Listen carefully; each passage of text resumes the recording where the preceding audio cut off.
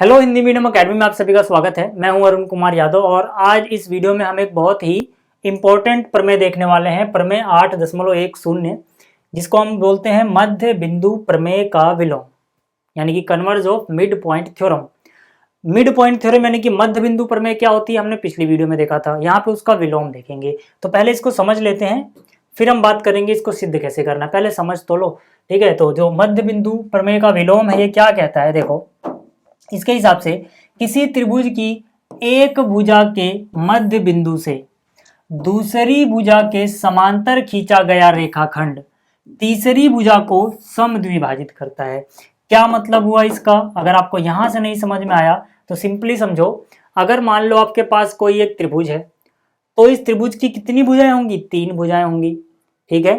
तो इस त्रिभुज की जो 3 भुजाएं हैं उनमें से किसी एक का मध्य बिंदु लो और उस मध्य बिंदु से किसी दूसरी भुजा के समांतर एक रेखाखंड खींचो, ठीक है। जो तीसरी भुजा को कहीं ना कहीं जाके मिलेगा तो वो उस तीसरी भुजा को समद्विभाजित कर देगा, ऐसा ये प्रमेय कहती है। जो मैंने बोला समझ में नहीं आया होगा क्योंकि अभी फिगर का इस्तेमाल नहीं किया। अब फिगर से यानी कि आकृति समझते हैं। देखो मान लो ए बी इसकी पहली भुजा है, मान लो किसी को हम पहली दूसरी तीसरी बोल सकते हैं। बी सी मान लो दूसरी भुजा है और ए सी मान लो तीसरी भुजा है। अब जरा एक एक लाइन यहाँ से यहाँ पे मैच करते हैं। पहले क्या बोला गया, जो ये त्रिभुज है उसकी कोई एक भुजा का मध्य बिंदु पकड़ो पहले। तो जो ए बी है इसका मध्य बिंदु मान लो ये है, तो ये पहली भुजा का मध्य बिंदु हो गया ई, ठीक है। इस एक भुजा या पहली भुजा के मध्य बिंदु से दूसरी भुजा के समांतर कोई रेखाखंड खींचो। तो ये पहली भुजा, इसको मान लो मैं भी दूसरी भुजा बोल रहा हूँ। तो इस दूसरी भुजा के समांतर एक रेखाखंड खींचना है, लेकिन वो जाना कहां से चाहिए? इसके मध्य बिंदु ई से, यानी कि ये रहा, ठीक है। तो ये तीसरी भुजा को कहीं ना कहीं मिलेगा, तो यही कहता है कि ये तीसरी भुजा को समद्विभाजित कर देगा। तीसरी भुजा AC थी, यानी AC के 2 बराबर टुकड़े कर देगा। यानी कि अगर मैं इस बिंदु को F बोलूं तो जो AF है ये टुकड़ा बराबर हो जाएगा CF, यानी इस टुकड़े के। तो फिर से समझो, किसी त्रिभुज की एक भुजा के मध्य बिंदु से दूसरी भुजा के समांतर खींचा गया रेखाखंड तीसरी भुजा को समद्विभाजित कर देता है, बराबर बराबर टुकड़े कर देता है। ये 1 2 3 ऐसे समझाने के लिए था। आप किसी भुजा को 1, किसी को 2, किसी को 3 समझ सकते हो, ठीक है। तो यहाँ पे समझने वाली बात बस इतनी है कि अगर, ठीक है ना, इसको शॉर्ट में अगर मैं लिखूं, अगर जो ई है वो ए बी का, ठीक है ना, ए बी का मध्य बिंदु है, ठीक है, और ई एफ जो है, ठीक है, ई एफ बी सी के समांतर अगर आप खींचोगे तो पक्की बात है कि ए एफ जो होगा वो सी एफ के ही बराबर आएगा, यानी कि यहाँ पे बराबर टुकड़े हो जाएंगे, है ना। ये समद्विभाजन का मतलब क्या है? ए एफ और सी एफ बराबर, ठीक है। अगर ये दोनों कंडीशन है, तो ये चीज होती है, ठीक, ठीक है। तो इतना समझ में आ गया। एक बार और रिपीट कर देता हूं कि अगर ए बी का मध्य बिंदु ई है और इसके मध्य बिंदु से आपने ई एफ समांतर खींचा है BC के, तो जो तीसरी भुजा होगी AC, इसको ये बराबर बराबर 2 टुकड़ों में बांट देगा, मतलब AF जो होगा वो CF के बराबर हो जाएगा। इसको सिद्ध कैसे करेंगे अब वो देख लो, ठीक है। जैसे हमने पिछली बार किया था कुछ वैसा ही है यहाँ पे, कंस्ट्रक्शन वगैरह, रचना वगैरह, ठीक है। सबसे पहले हमें क्या लिखना होता है कि क्या दिया है। तो हमें दिया गया है कि AB का मध्य बिंदु है E, ठीक है। तो हमें दिया गया है EAB का मध्य बिंदु है, और अगर EAB का मध्य बिंदु होगा तो जो AE होगा उतना ही बड़ा BE होगा, यानी कि इसका मतलब हो गया AE और BE बराबर है।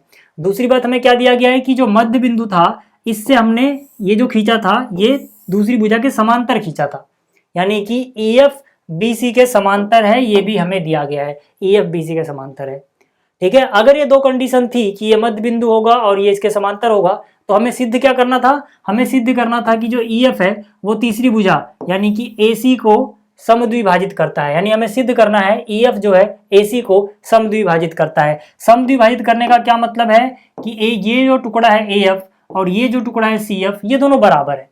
भाई ये टुकड़े बराबर होंगे तभी तो समद्विभाजित हुआ ना वो, यानी कि हमें सिंपली ये चीज सिद्ध कर देनी है, AF और CF बराबर है। कैसे कर पाएंगे वो सोचने वाली बात है, देखो।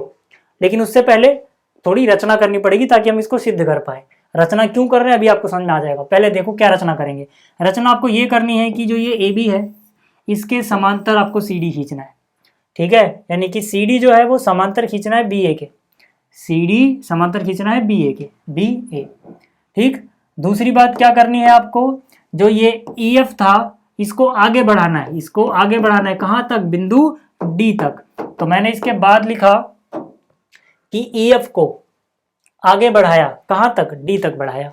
अब सोचो इसको हम कैसे सिद्ध कर पाएंगे, ध्यान से देखना, सिद्ध करना आसान है, इसको कैसे सिद्ध कर पाएंगे। अब मुझे सिर्फ इतना चाहिए कि ये टुकड़ा इस टुकड़े के बराबर आ जाए, ठीक। और देखने से क्या लगता है, यहां पर एक त्रिभुज बन रहा है, यहां पर एक त्रिभुज बन रहा है, तुरंत दिमाग में आता है कि अगर मैं इनको सर्वांगसम कर दूं, अगर मैं सी एफ डी ये वाला त्रिभुज और ए एफ ई इस वाले त्रिभुज को सर्वांगसम कर दूं तो by C P C T C F बराबर ए एफ हो जाएगा, काम हो गया। ये तो सिद्ध करना है, सी एफ बराबर ए एफ, ठीक। तो इसको कैसे कर पाएंगे हम सर्वांगसम, जरा ध्यान से देखो, क्योंकि ये इसके समांतर है और ये एक तिर्यक रेखा की तरह काम करेगा, तो ये वाला कोण सी, ये वाला कोण है, एक चीज तो ये मुझे मिल रही है, चलो यार बहुत बढ़िया बात है। दूसरी बात देखो, यहां से अगर मैं देखूं तो ये और ये शीर्षाभिमुख कोण है, ये भी मुझे मिल रहा है, ये भी बहुत बढ़िया बात है। दो चीजें तो मुझे आसानी से मिल गई ना सर्वांगसम सिद्ध करने के लिए, सी ए के बराबर एकांतर कोण, ये शीर्षाभिमुख कोण। तीसरी चीज नहीं दिख रही यार, अगर मुझे कोई और एक चीज मिल जाए जो नियम के हिसाब से हो, सर्वांग समता के जो नियम होते हैं, तो मैं यहां बोल सकता हूं यार काम तो बन गया, ठीक है। तीसरी चीज क्या मिलनी चाहिए मुझे, नहीं समझ में आ रहा ना, ध्यान से देखो। पिछली बार भी हमने इसको क्या किया था, ध्यान से देखो, पिछली बार भी कहीं ना कहीं जब हमने मध्य बिंदु प्रमेय करी थी तो कहीं ना कहीं इस चीज को इसके बराबर सिद्ध किया था। अगर मैं अभी भी यहां वो कर दूं इसको इसके बराबर, तब नियम लग जाएगा कोण कोण भुजा, तो मतलब इसको इसके बराबर करना है। कैसे कर पाऊंगा, डायरेक्ट तो नहीं कर सकता, लेकिन जैसे मैंने पिछली बार किया था, इसको समांतर चतुर्भुज सिद्ध कर दिया था, याद करो अगर आपने पिछली वीडियो देखी है तो। अगर मैं समांतर चतुर्भुज सिद्ध कर दूंगा तो ये वाली भुजा इसके बराबर हो जाएगी, अब ये भुजा इसके बराबर, यही भुजा इसके बराबर भी है, तो ये दोनों भी बराबर हो जाएंगी। मतलब सबसे पहले समांतर चतुर्भुज सिद्ध करना पड़ेगा भाई, तभी काम बनेगा। और समांतर चतुर्भुज सिद्ध करना बहुत आसान है। कैसे आसान है, जरा ध्यान से देखना। मैंने यहाँ पे लिखा कि भाई जो बी है, जो बी है वो समांतर है सी डी के, रचना के हिसाब से, यानी रचनानुसार, है ना। उसको हम समांतर चतुर्भुज कैसे सिद्ध करेंगे वो देखो। देखो यार, रचना में हमने क्या किया था, रचना में हमने इस पूरे के समांतर इसको खींचा था, तो अगर ये इस पूरे के ही समांतर है, ठीक है, तो इतने के भी तो समांतर ही होगा ना यार, सीधी सी बात है। ये हो गई पहली बात। दूसरी बात मैं क्या कह सकता हूं, दूसरी बात यहां पे मैं कह सकता हूं कि जो EF था वो BC के समांतर है। दूसरी बात मैं कह सकता हूं कि भाई जो EF है वो समांतर है BC के, तो EF को ही तो आगे बढ़ाने से ED मिल रहा है। मतलब अगर ये इतना टुकड़ा इसके समांतर है तो ये पूरा ED भी तो इसके समांतर होगा, है ना। तो आप चाहो तो डायरेक्ट भी लिख सकते हो, ठीक है ना, डायरेक्ट भी आप चाहो तो लिख सकते हो, बट कोई दिक्कत नहीं है। तो मतलब ये चीज तो दी गई है, ठीक है। इसी EF को आगे बढ़ाने से क्या मिला, ED। फिर से रिपीट कर रहा हूं, तो मैं सीधा ED ही लिख सकता हूं, मतलब ED ही समांतर हो गया BC के, है ना। अब जरा ध्यान से देखना, ये स्टेटमेंट पहली, ये स्टेटमेंट दूसरी। पहली स्टेटमेंट से क्या हो रहा है, पहली स्टेटमेंट से BE CD के समांतर है, ठीक है। BE, थोड़ा मोटे से दिखाता हूं इसको, ज्यादा समझ आएगा। BE CD के समांतर है, ये समांतर है। दूसरी स्टेटमेंट से क्या पता लग रहा है, ED BC के समांतर है, ED BC के समांतर, मतलब इस चतुर्भुज में ये भुजा इसके समांतर, ये इसके समांतर, तो क्या बन गए, समांतर चतुर्भुज। इसका मतलब ये हो जाएगा एक व दो से क्या, BEDC एक समांतर चतुर्भुज है, BEDC एक समांतर चतुर्भुज है। फिर से बोल रहा हूं, आप चाहो तो ये बीच वाली लाइन गायब भी कर सकते हो, डायरेक्ट ही लिख सकते हो। बीच वाली लाइन मैंने क्यों लिखी है, बस सिर्फ ये बताने के लिए कि भाई EF इसके समांतर था, तो EF को आगे बढ़ाएंगे, E के बाद F भूल जाओ, आगे बढ़ाओगे तो क्या मिल जाएगा, D, यानी कि ED मिल जाएगा, ठीक है। तो एक ही चीज है। चलो, अब जैसे ही ये समांतर चतुर्भुज हुआ, जैसे ही ये समांतर चतुर्भुज हुआ, अपना काम बनता हुआ नजर आ रहा है। कैसे, देखो, जैसे ये समांतर चतुर्भुज हुआ, मैं कह सकता हूं कि भाई जो BE है, ठीक है, जो BE है वो CD के बराबर होगा।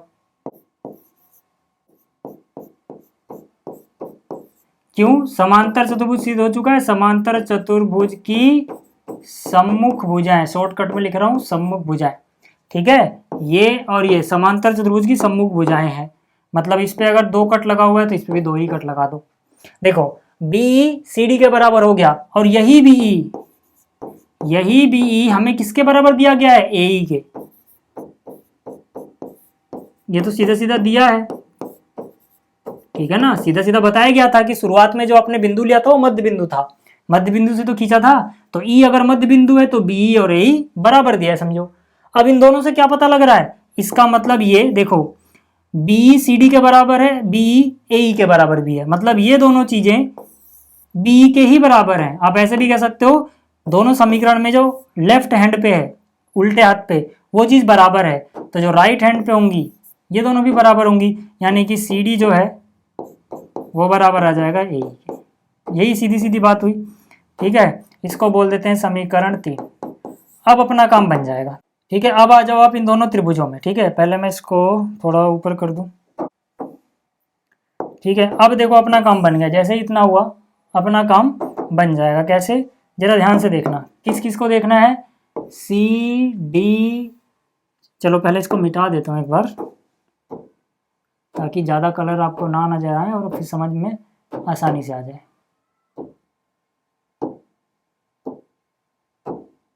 ठीक है, अब जरा देखो, अब हमें सीधा सीधा देखना है त्रिभुज ये वाला, यानी कि CFD, और त्रिभुज AFE। अब देखो अपना काम बन गया, मैंने यहाँ पे सीधा सीधा लिखा त्रिभुज CFD व त्रिभुज AFE में, ठीक है। ये वाला कोण 1, ये वाला कोण 2, तो सीधा सीधा कोण 1 बराबर कोण 2 है। क्यों है? शीर्षाभिमुख कोण।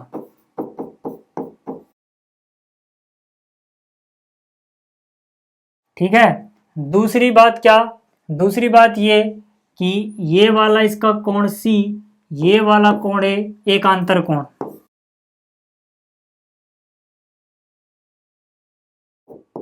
ठीक है, एकांतर कोण क्यों है समझा चुका हूं। ये इसके समांतर है, ये तिर्यक रेखा है, तो इधर वाला कोण इधर वाले कोण के बराबर होगा। ठीक है, ये चीज समझा चुका हूं।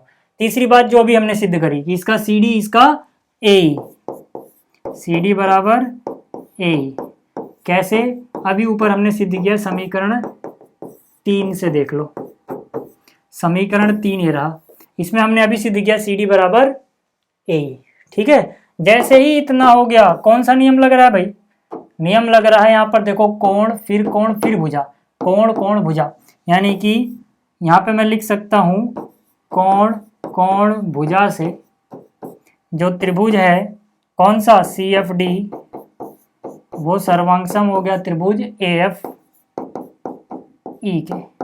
जैसे ही इतना हुआ यार, जैसे ही इतना हुआ, हमें क्या चाहिए था? हमें तो चाहिए था कि भैया CF AF बराबर आ जाए किसी तरह से। ठीक है, फिगर ऊपर तो नहीं चली गई ज़्यादा, ठीक है दिख रहा है। ठीक है, फिगर ज़्यादा ऊपर नहीं है, इतना तो नज़र आ रहा होगा। हल्का सा नीचे कर देता हूँ, शायद हल्की सी ऊपर चली गई हो। ठीक है, हमें तो ये सिद्ध करना था कि ये और ये दोनों टुकड़े बराबर हैं, यानी कि CF AF के। तो यहाँ से देखो CF कहाँ मिल रहा है? शुरू के 2 अक्षर से, शुरू के 2 अक्षर से CF मिल रहा है, तो इसके संगत में कौन आएगा? शुरू के 2 अक्षर यानी AF। हो गए ना बराबर CPCT से। तो यही तो सिद्ध करना था कि ये दोनों बराबर है, मतलब समद्विभाजित करते हैं। तो उम्मीद करता हूँ आपको ये प्रमेय भी समझ में आ गई होगी। इस वीडियो में इतना ही, जल्दी मिलेंगे अगली वीडियो में। इस वीडियो को देखने के लिए धन्यवाद।